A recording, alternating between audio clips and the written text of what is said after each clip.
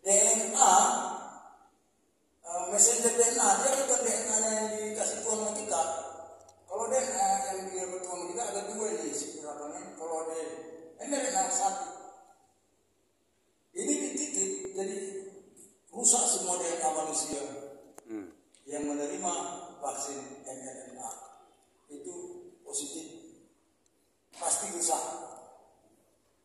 Karena DNA ini adalah wilayahnya Tuhan. Setiap bayi, engkau di kandungan ibumu, aku meracik engkau kan ada Tuhan kata itu adalah meracik DNA yang termasuk di situ. Ya. Oke, kita masuk ke next. Nah, Wahyu 18 ayat 23 di terjemahan baru ada tertulis ilmu sihirmu. Dan cahaya lampu tidak akan bersinar lagi dalammu dan suara mempelai lagi nanti tidak akan terdengar lagi di dalam karena pedagang-pedagangmu adalah pembesar-besar di bumi oleh ilmu sihirmu. Jadi ilmu sihir ini diterjemahkan dari King James Perjanjian Baru. Nah kalau kita tarik dia dalam bahasa Yunani bahwa ilmu sihir ini itu adalah sorcery itu kalau dia pakai dia pharmakia itu adalah medicine, drugs. Jadi artinya ada sesuatu dikatakan pengalihan arti lah, bukan itu artinya, tapi arti sedetailnya diselubungkan itu bahwa ilmu sihir ini itu adalah pharmakia itu tentang medicine. Jadi drugs itu adalah racun. Nah, jadi ayat kita Wahyu 18:23 ini berbicara tentang akan ada suatu bangsa akan disesatkan oleh ilmu medicine. Itu jelas di sini ya. Kalau kita selidiki, karena Tuhan mengatakan selidikilah firman-Nya, kita jangan berpegang kepada satu Alkitab terjemahan baru. Bahkan sekarang ada terjemahan TB2, ada bahkan NV, NF. Nah, kita harus mencari sumber aslinya di mana. Next. Nah, Wahyu 18:23 berbicara tadi tentang cahaya lampu. Nah, cahaya lampu ini kita bisa melihat tentang 5 garis bodoh di Matius 20 tadi. Nah, cahaya lampu tidak bersinar lagi, artinya 5 gadis yang tadi tidak bercahaya lagi lampunya karena dia sudah terjebak dengan ilmu sihir tadi. Nah, ini untuk masalah ini nanti Pak Jogi yang lebih tentang penerapan firman-Nya ya. Next. Nah, di dalam kitab manusia berdasarkan makna yang sebenarnya tulisan Alkitab bahasa Yunani dari Parmasmen disesatkan. Tentu harus ada suatu lembaga yang sesuai dengan kriteria di mana lembaga itu adalah WHO. Jadi waktu pengumuman COVID, pengumuman vaksinisasi itu diprakarsai oleh WHO tadi kita udah kasih siapa WHO, lambang apa yang di WHO? Lambang iblis, si ular tua. Nah, ini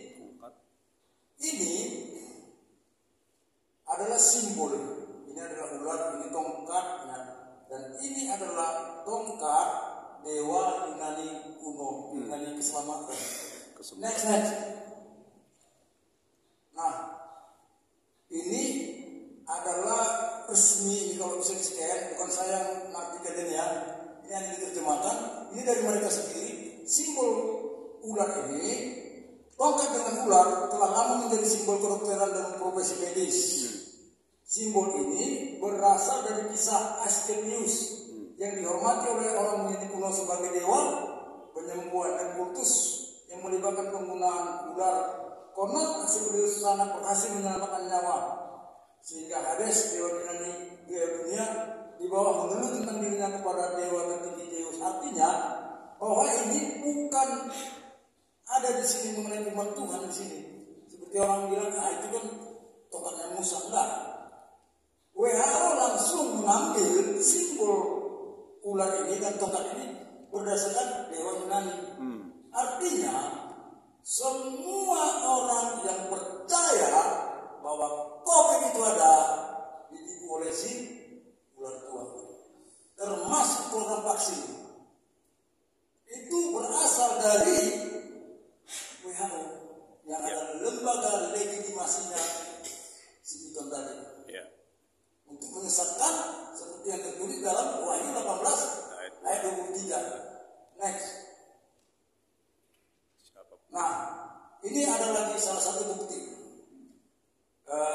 Mungkin banyak hamba Tuhan yang mengatakan harus tunduk kepada pemerintah Roma 13 ayat 1. Nah, kita perkuat dengan kita telusuri siapa sebenarnya WHO. Nah, ada Bill and Melinda Gates Foundation ini adalah founding father-nya Gavi. Gavi ini adalah perusahaan yang produksi vaksin yang disebar seluruh dunia. Bahkan Indonesia sudah mendapat endorse dari Gavi untuk kedepannya lagi dibuat pabriknya pada selesai akan ada vaksinasi massal kemudian lagi pemaksaan. Itu pasti. Karena pabriknya sudah dibuat, investasinya sudah jalan. Dia sebagai pengusaha yang mencari keuntungan, tidak mungkin tidak mau itu habis uangnya begitu saja. Pasti akan ada pemaksaan vaksin lagi ke depannya nanti. Siap-siap itu berpegang teguh pada firman Tuhan tadi 18 ayat 23 tadi bahwa itu adalah penyesatan. Next. Nah, kalau kita lihat siapa di belakang WHO? Ini data ini waktu terjadinya pengumuman COVID sama vaksin, bahwa yang paling banyak memberikan sumbangan atau pemegang sahamnya WHO itu kan organisasi dunia, tapi dipegang oleh beberapa negara, tapi ada yang swasta. Nah, berdasarkan data grafik ini, Amerika paling tinggi. Amerika Serikat 893 juta dolar. Bill Gates dan Gavi kalau digabung menjadi 900 juta dolar. Jadi kesimpulan dan pemegang kendali terbesar adalah Bill Gates. Tapi dia publish diumumkan hanya Bill Gates. Jadi orang menyatakan kan Bill Gates di bawah. Padahal Gavi tadi punya Bill Gates.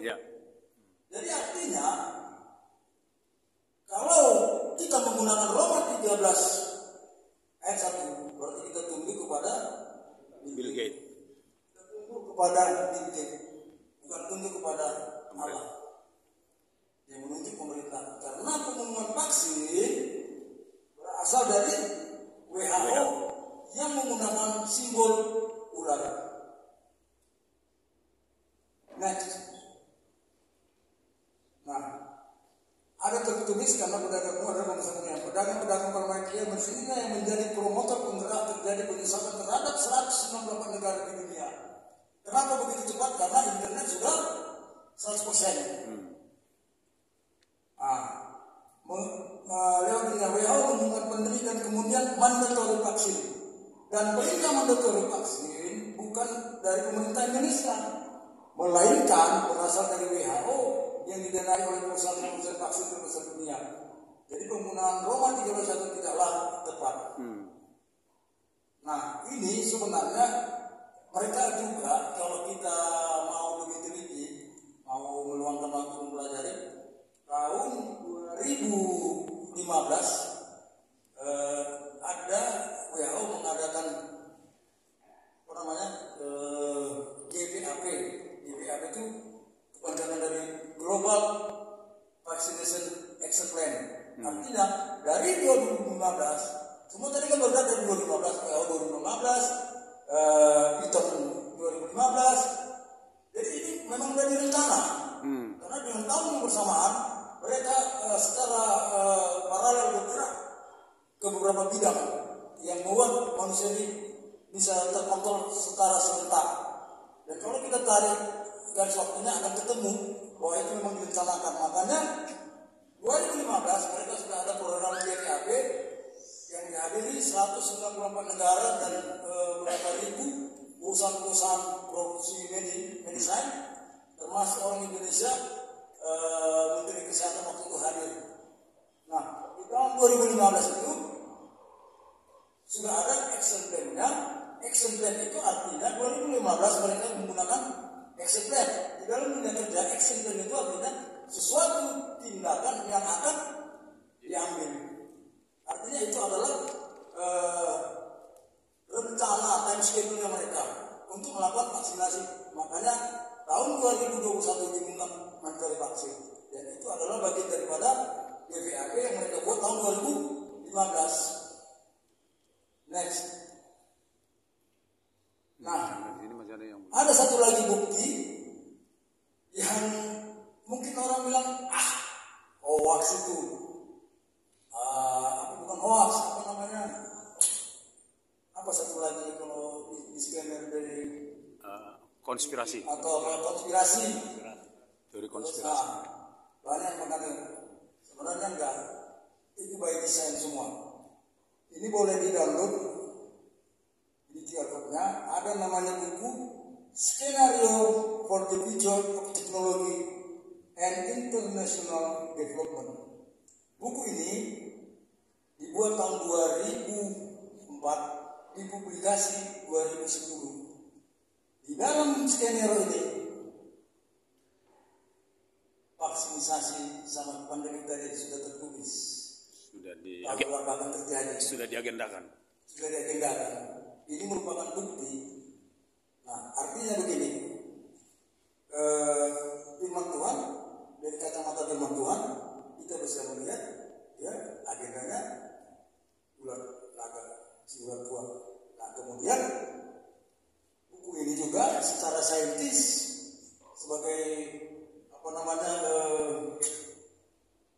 jejak digital yang membuktikan bahwa apa yang terjadi saat ini sudah direncanakan di sini. Termasuk sampai hari ini terjadi tentang negara Amerika, keputusan Donald Trump yang menarik semua biaya militer untuk antisipasi krisis di negaranya. Ini sudah tertulis di sini buku ini. Tahun 2025, kalau kita dalami bukunya ada tertulis. Tahun 2025, Presiden Amerika belum disebutkan sudah presidennya akan menarik dana dari dana militer pertahanan negara ke dana emergensi. Nah, jadi itu bukan suatu kebetulan, karena ada tertulis di sini. Ini boleh di-scan pakai scan kalau mau, bisa di-download, bahasa Inggris saya diterjemahkan lah. Pakai AI bisa, nanti akan muncul yang saya bilang itu betul atau tidak. Bahkan nanti 2030 apa yang akan terjadi, termasuk nanti di dalam buku ini kemarin kejadian gempa ya di mana itu di Kamboja Vietnam, sampai di Jatuca itu. Jadi negara-negara Asia Tenggara dalam beberapa periode 2025 akan banyak terjadi gempa. Sudah ada di buku ini. Sepertinya buku Tuhan kan. Jadi gempanya yang dibuat gitu. Jadi buatan. Mereka sudah punya alat namanya HARP, itu yang bisa mengubah mengatur cuaca. Jadi artinya mereka ini sudah punya semua perangkatnya. Nah, sangat mengerikan kalau sedang terjadi pengangkatan. Tertinggal itu mengalami aniaya yang tak ada habisnya di masa antikris. Makanya kita berlomba cepat di zaman mereka ini. Kejar terus, kita jangan sampai penginjilan apa semua lambat. Kita kejar ini orang ini karena mereka sudah punya planningnya. Sebenarnya kalau amat Tuhan dijabarkan ini penginjilan juga wilayah-wilayah mana. Jadi nanti dalam buku ini akan terjadi satu pemerintahan Indonesia itu akan di Cina, diatur Cina, India akan diatur Cina di dalam bukunya. Oh. Sudah tertulis nanti Cina itu naga terkuatnya. Di dalam apa ini kalau kita telusurin sudah di plan, sudah ada masuk plannya mereka. Oke, next. Nah, jadi skematik jaringan pemerintahan digital ini adalah smartphone, ini smart city, ini AI dan AGI, ini ada IoT. IoT ini Internet of Things. Nah, jadi ini sisi baiknya ya, seperti yang dibilang Bapak ini tadi, Internet of Things. Jadi kalau ada kawan kita punya karena anggota sini nanya usaha bisnis apa Pak yang paling cocok ya sekarang ini? Ya bisnis ini, smart home, peralatan CCTV, rumah pintar. Jadi itu cukup pegang HP, matikan semua lampu, matikan semua listrik, mati semua listriknya. CCTV bisa nampak. Peralatan itulah usaha yang makin maju nanti ke depannya. Tapi ini agak melenceng lah sedikit ya kan. Tapi kan mana tahu ada yang nanya kan, mau gimana buka usaha apa? Begitu ya udah, usaha smart home aja. Karena itu akan maju besar. Nah, program Smart City ini ada baru-baru ini pengumuman di Kompas bahwa pemerintah sudah sampai ke desa-desa akan membuat CCTV. Program gratis CCTV di desa itu dipantau semua untuk katanya mencegah maling jahat karena tidak mengontrol manusia. Jadi program pemerintah itu bukan program bumi pemerintah kita, bukan. Satu program dari Program titipan. United Nations. Program titipan. Nah, di sini skematik jaringan pemerintahan digital ini akan gagal.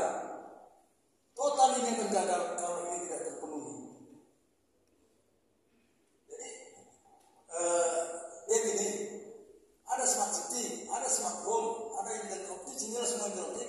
Nah, fitur ini yang bekerja sebagai penghubung komunikasinya lah. Fitur ini adalah sebagai komunikasinya. Nah, smart city ini kota pintar. Nah, di dalam kota pintar ini ada smart home. Nah, ada smartphone yang dikontrol manusia. Nah, ini adalah big data. Big data ini kitab kehidupannya si Antikris. Itulah big data. Kalau kita mau tahu, Tuhan punya kitab kehidupan. Antikris punya Big data. Makanya di kitab Wahyu ada tertulis, bila engkau bertahan dan menang, engkau akan diberikan batu putih yang namamu hanya yang punya nama yang tahu. Karena kita kan ada data kita di sini sudah pasti. Tapi data kita dari kitab kehidupan, mungkin nanti itulah bukti batu putih itu yang menyatakan bahwa bukan nama itu lagi yang tertera, itu ganti nama nanti. Karena data-data kita ada di data. Nah, ini akan menjadi lengkap bila manusia ini ikut. Dan dia tidak lengkap kalau tidak manusia. Next one. Oke. Nah, harus ada material ajaib. Nah, di sini karena manusia terdiri dari tubuh, jiwa, dan roh. Nah, firman Tuhan sering mengatakan, kuduslah kamu karena aku kudus, katanya kan. Nah, terus Tuhan berkata, takutlah kepada yang dapat Membunuh jiwa dan roh. Jiwa dan roh. Artinya wilayahnya si iblis tidak bisa ke jiwa. Kan itu berdasarkan iman itu dalam tubuh. Nah, di dalam tubuh ini ada darah. Nah, makanya ada perjanjian Yesus yang mengurus lewat darah Yesus. Si iblis ya harus sama dong sama Tuhan kita dia kan? Ya. Harus lewat darah lah, enak aja. Ke darah juga kan itu, dia nggak mau kalah. Ya. Seperti yang di awal tadi, dia mau hadir, maha tahu dan berkuasa. Nah, berkuasa itu dia kabulkan lewat darah. Nah, di dalam darah ada 4 plasma darah, sel darah merah, sel darah putih, trombosit. Dari keempat ini hanya sel darah putih yang mempunyai inti sel atau membran sel. Nah, jadi targetnya kan masuk ke darah. Lantas kalau dia masuk ke darah, tentu sel darah putih akan bereaksi sebagai benteng pertahanan akan melawan patogen. Nah, karena dia ada membran sel, inti sel yang menjaga jangan sampai ditembus. Karena kalau sel darah putih tembuslah pertahanan kesehatan seseorang itu. Nah, untuk bisa masuk ke sel darah putih ini harus ada teknologi yang namanya nanoteknologi. Nah, tahun 2010 ditemukanlah grafit. Nah, apa grafit ini? Grafit ini yang bisa masuk ke sel darah putih karena sifat grafit ini dia transparan, dia ringan, lebih ringan dari kapas. 200 kali lipat dari baja. Ya. Dan ribuan kali daya hantar listriknya dibandingkan emas. Makanya grafit itu disebut miracle material. Miracle material. Material ajaib. Dan itu yang menemukan Adam Dicarbonate. Nah, ini ditemukan oleh fisikawan tahun 2004 Andre Geim dan dikasih ajar Nobel 2010. Nah, dari Universitas Ventura berhasil mengisolasi material menggunakan selotip untuk mengelupas logam dari sebatang pensil. Jadi waktu dia temukan, dia pakailah selotip ke pensil. Jadi grafit itu ada di pensil. Cuman pensil itu kan 3 dimensi, dia 2 dimensinya. Makanya pakai selotip dia berupa layar. Dia temukan itu. Dan dia sampaikan bahwa ditemukan suatu bukan atom lagi dia, partikel atom, berfungsi dari atom dan ukurannya nano. Next. Nah, apakah grafit itu? Grafit itu terdiri dari atom-atom karbon yang tersusun dari lapisan heksagonal. Untuk mengetahui jumlah proton, neutron, elektron dalam karbon yang membentuk grafit, kita perlu melihat sifat-sifat dari atom tersebut. Jadi, grafit ini terdiri dari partikel-partikel atom karbon. Nah, atom karbon itu terdiri dari 6 proton, 6 elektron, dan 6 neutron. Apakah ini dikatakan dengan 666? Apa tidak? Tapi unsur ini memenuhi yang ini sehingga di dalam vaksin mRNA ada grafin. Itu banyak sekarang ini yang menyelidiki itu dan itu terbukti. Yang tadinya dimasukkan ke YouTube di take down, orang mencari Rumble. Di luar daripada YouTube ada nama yang satu lagi Rumble. Di situ yang di take down YouTube dibuka di situ. Di posting orang di Rumble ataupun di YouTube. Nanti kalau mau bisa aku kasihkan namanya, nanti aku suruh di sana ditulis, ditampilkan apanya. Nah, di situ banyak dokter-dokter yang sudah kena vaksin sendiri merasa aneh dengan tubuhnya. Dia bergabung meminta suatu penelitian sendiri sehingga dibuktikan di dalam vaksin itu ada grafit, khususnya vaksin mRNA itu yang booster 2, 4. Nah, ini ada dokumennya ya tentang pemberitahuan mengenai grafit tadi. Next. Nah, jadi ini adalah hasil penelitian yang dari Tiongkok tadi.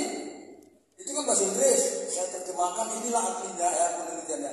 Jadi dikatakan dalam darah orang yang divaksin dan juga dalam sebuah viral vaksin Pfizer ditemukan sampel yang mengandung garis-garis sejajar yang tegak lurus serta struktur berbentuk segi empat atau kubik yang terdiri dari grafen yang terkristalisasi. Hal ini diamati menggunakan berbagai teknik mikroskopik elektron (TEM). Nah, harga mikroskop ini kalau nggak salah sekitar 7 miliar atau berapa, itu mahal. Untuk bisa melihat di dalam darah ini ada grafen tadi. Karena dia ukuran grafen itu kan nano. Kalau mata melihat sama seperti ini misalnya, kayak di dalam air seperti ini kan. Ini kalau dimasukkan grafen, tahu kita ada grafen itu. Sama kayak waktu divaksin, nggak tahu kita itu ada grafen apa tidak. Yang tahu itu alat itu yang bisa mendeteksi. Nah, kemudian mereka gunakan kontras fase, berapa banyaklah mereka pakai teori untuk membuktikan itu ada grafen. Nah, hal ini dimungkinkan melalui proses karakterisasi, ini bahasa kedokteran tadi atau bahasa apa ini, pemfokusan dan pembatasan tepi gambar. Yang terdeteksi adalah sirkuit dari sebuah nanorouter.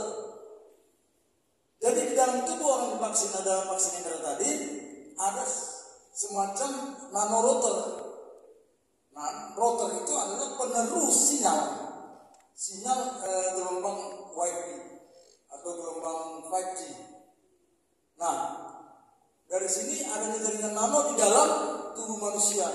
Nanosensor yang diterapkan dalam jaringan nirkabel skala nano dilengkapi dengan antena nanopers berbasis grafen, dapat mendeteksi gejala-gejala. Jadi tubuh orang yang divaksin itu bila didekatkan dengan suatu alat atau ini bisa dihimuskan. Ada ini. Ya. Ini. Itu terdeteksi ya. Nah, di sini ada nampak dia MAC address-nya. Berarti di dalam tubuhnya sudah ada sinyal-sinyal yang mengeluarkan. Nggak bisa ditampilkan di sana ya? Gelombang. Dari handphone aja. Harus diedarkan aja lah ya. Bagi yang silakan. Di sini ada tulisan vaccinated, ya, telah divaksin serta kode-kode vaksin yang masuk ke dalam tubuh orang tersebut. Nah, kemudian ini kan dimasukin dari tahun 2021 kan, sampai sekarang masih ada. Kenapa bisa masih ada? Karena memang sudah mengandung logam yang kemungkinannya bukan sekedar logam, melainkan grafen, sehingga dia permanen dalam tubuh. Ini buktinya, jadi kita nggak ngada-ngada. Ya, makanya banyak orang sekarang tiba-tiba pembuluh darahnya tersumbat. Itu salah satu dampak. Jadi sebenarnya begini, waktu vaksin didistribusi ke seluruh dunia, ada sekitar 30% itu air. Artinya vaksin yang berbeda itu tidak semuanya mengandung grafen. Diacak ya. Makanya ada yang mengatakan, vaksin atau satu berapa kali nggak ada tuh, memang nggak ada, karena dia mungkin dapat yang placebo. Ada vaksin yang sekitar 40% atau berapa persen dia fatalis. Fatalis itu begini, disuntik paling lambat 2 minggu meninggal. Kan ada yang mengalami itu kan? Nah, ada yang mengalami dia sekitar 54%, dia perlahan nunggu saluran pencernaan yang normal, ginjal. Nah, itu kenapa bisa terjadi seperti itu? Ya ini grafen tadi nih. Grafen ini tidak boleh masuk ke dalam tubuh manusia. Nah, si antikris ini memanggil semua ahli apa, sehingga ini bukan nanoteknologi, ini bukan sekarang ini, mereka di tahun 2019 sudah ada nanoteknologi. Nah, next. Nah, ini skematik ini bukan saya yang buat ya. ini dibuat oleh tenaga-tenaga ahli dari luar negeri yang sebagian adalah dokter-dokter yang terkenal seperti Dr. Malun yang menciptakan vaksin mRNA itu sendiri. Dialah penciptanya karena dia merasa berdosa. Ternyata itu digunakan kepada manusia. Dia nggak tahu. Dia bongkar semua rasanya dari publikasi sehingga apa jadi artikelnya diri jurnalnya mereka ini dari beberapa orang yang ahli ini. Jadi rupanya tujuan vaksinasi itu membuat ini kan ada warna merah, kuning, biru. Ini adalah sinyal-sinyal elektron. Makanya tadi dideteksi keluar dia muncul. Nah, itu bisa dideteksi dengan HP. Nah, setelah dideteksi dengan HP, HP ini mengirim datanya ke internet.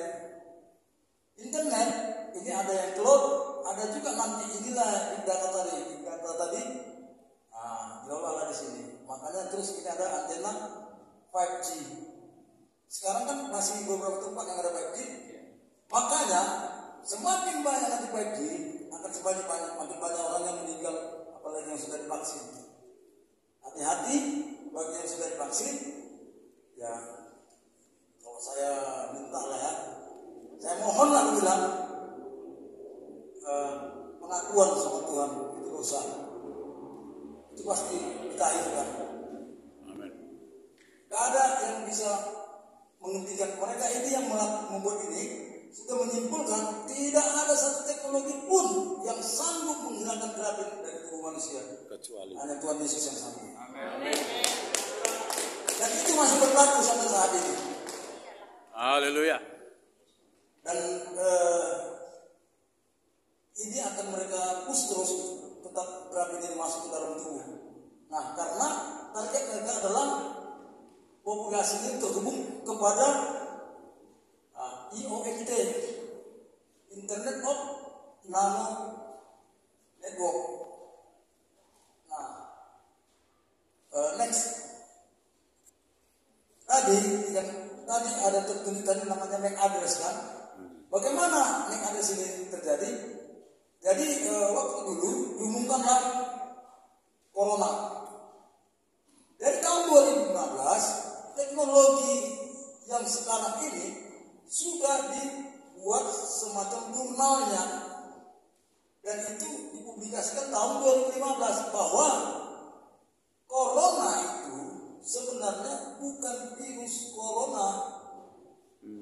Corona yang sebenarnya itu artinya coordinate and routing system. Coordinate and routing system. Kan gitu. Ini buku ini bisa dipertanggungjawabkan. Siapapun bisa kita berdebat sama dia dari segi hukum lagi apa. Karena memang ini kalau orang teknik itu begini, sifat orang teknik bila mana dia di nama Tuhan, dia akan berbicara.